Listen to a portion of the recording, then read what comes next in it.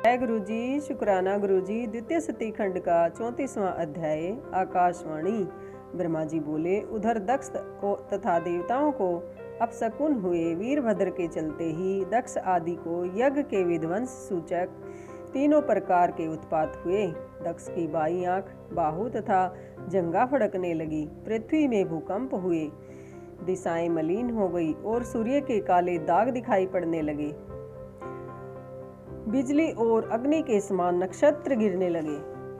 हजारों गिद्ध दक्ष के सिर पर मंडराने लगे, जिनकी छाया से मंडप ढक गया। गीदड़ भयानक शब्द करने लगे और श्वेत बिंदुओं बिच्छुओं के साथ उल्काओं की वर्षा होने लगी। प्रचंड आंधी आई। दक्ष आदि बार बार रुधिर वमन करने लगे। आकाश से रक्त वर्षा होने लगी। दिशाओं में अंधकार व्याप्त हो गया। दिग्दाह होने लगा और विष्णु आदि को भी अत्यंत भय उत्पन्न हुआ। वैकुंठवासियों सहित सबकी शक्ति क्षीण हो गई और सभी गड़बड़ाकर अपने अपने स्थानों में कछुओं के समान लौटने लगे। फिर तो उसी समय यह आकाशवाणी हुई कि हे दक्ष, तुझे धिक्कार है, तू बड़ा पापी और मूर्ख है। अब तुझे शिवजी द्वारा अवश्य ही महादुख की प्राप्ति होगी और खेद है कि तेरे कारण आज यहाँ उपस्थित सब देवताओं को भी महान दुख प्राप्त होगा। इस प्रकार आकाशवाणी सुन और अब शकुनों को देखकर दक्ष बड़ा दुखी हुआ और डरता कांपता विष्णु जी की शरण में जाकर उनकी स्तुति करते हुए बोला। द्वितीय सती खंड का 34वां अध्याय समाप्त। जय गुरु जी, शुक्राना गुरु जी। ओम नमः शिवाय। शिव जी सदा सहाय। ओम नमः शिवाय। गुरु जी सदा जी, शुक्राना गुरु जी। द्वितीय सती खंड का 35वां अध्याय। विष्णु द्वारा दक्ष को शिव उपदेश। दक्ष बोला, हे विष्णु जी, मैं बड़ा भयभीत हूँ, मेरी रक्षा कीजिए। आप तो सर यज्ञ स्वरूप ही हैं, अतः हे प्रभु, जैसे भी हो मेरे इस यज्ञ की रक्षा कीजिए।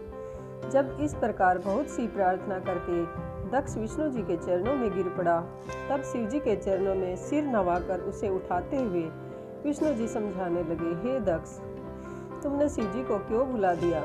सर्वेश्वर भगवान शंकर जी की अवज्ञा का यही फल है, जो कि तुम्हारा कार्य विफल हो रहा है। पूज्यों का अपमान होने से पद पद पर विपत्तियां आती प्राप्त होती हैं। दरिद्रता, मरण और भय, ये तीनों प्राप्त होते हैं। अतएव तुम प्रयत्न पूर्वक शिव जी की पूजा करो। देखो, तुम्हारी ही दुर्नीति से आज हम सब का प्रभाव क्षीण हो गया है। ब्रह्मा जी कहते हैं कि विष्णु भगवान के यह वचन सुनकर दक्ष का मुख सूख गया। वह चुपचाप पृथ्वी पर बैठ गया। इसी समय अपनी महासेना लिए शिव जी द्वारा भेजे हुए वीरभद्र उस यज्ञ में आ पहुंचे, जिसके पराक्रमी असंख्य सूरवीरों से यज्ञ स्थल को कौन कहे, दिशाओं सहित आकाश मंडल व्याप्त हो गया। सातों द्वीपों सहित पृथ्वी कांप उठी और समस्त समुद्र थर्रा उठे।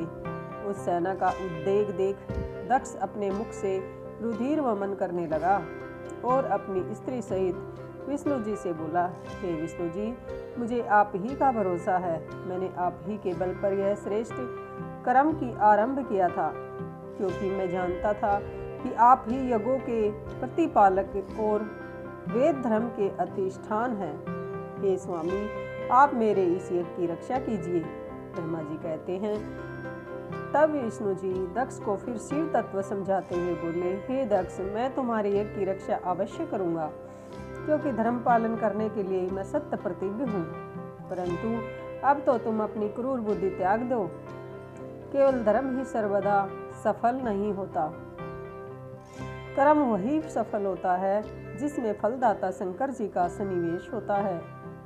ईश्वर को त्याग केवल ज्ञान का आश्रय करने वाला करोड़ों कल्प तक नरक में ही पड़ा रहता है। यह वीरभद्र शंकर के गणों का ऐसा सेनापति है, जो कि शिव जी के शत्रु का सर्वथा ही नाश कर देता है। निसंदेह यह तुम्हारे सहित सब लोगों का भी नाश कर देगा। शिव जी की आज्ञा का उल्लंघन कर मैं जो तुम्हारे यज्ञ में आया हूँ, इससे और भी घोर दुख उठाना पड़ेगा।